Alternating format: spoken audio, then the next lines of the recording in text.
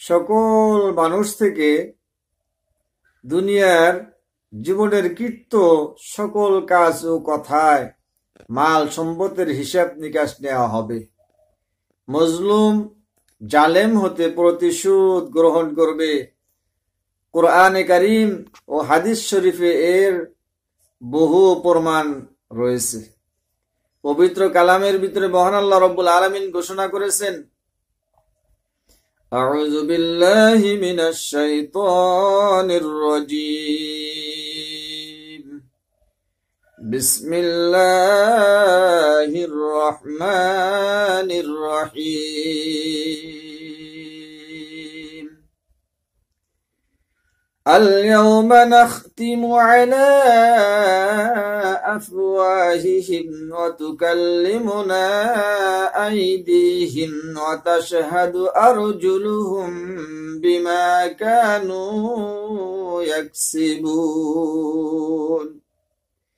মহান আল্লাহ রব্বুল আলামিন বলেন, আজ আমি তাদের মুখে মোহর এঁটে দিব, তাদের হাত আমার সাথে কথা বলবে এবং তাদের পা তাদের কৃত কর্মের সাক্ষ্য দিবে।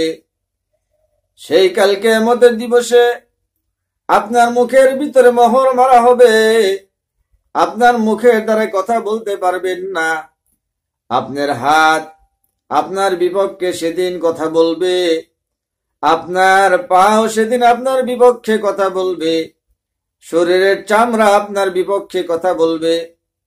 সেদিন আপনি মুখের দ্বারাই কথা বলতে পারবেন না।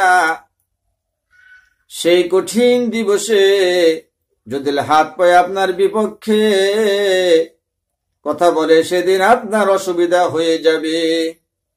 মহান আল্লাহ রাব্বুল আলামিন আরো বলেছেন, আউযু বিল্লাহি মিনাশ শাইতানির রাজীম, লিয়াজজি আল্লাহু কুল্লু নাফসিন মা কাসাবাত ইন্নাল্লাহা সারিউল হিসাব।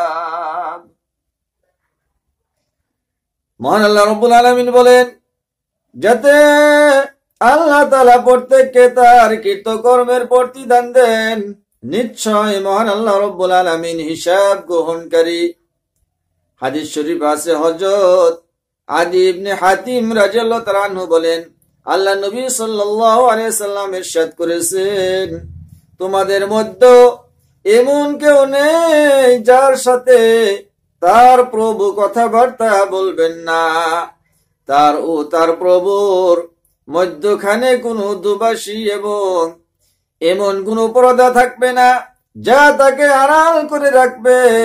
সে ডানে তাকালে পূর্বে প্রেরিত আমল, আর সামনের দিকে তাকালে দুজক ছাড়া আর কিছু দেখতে পাবে না, যা একেবারে মুখের সামনে অবস্থিত।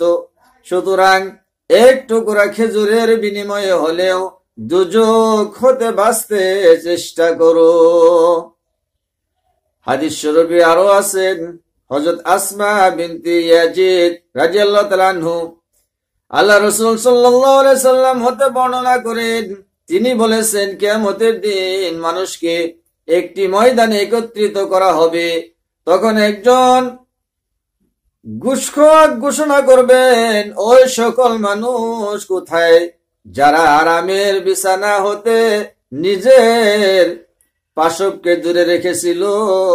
তখন অল্প কিছু লোক উঠে দাঁড়াবে এবং তারা বিনা হিসাবে বেহেশতে প্রবেশ করবে। অতঃপর অবশিষ্ট সকল মানুষ হতে হিসাব নেওয়ার নির্দেশ করা হবে। তারা সেদিন বয়াতুর খাবে।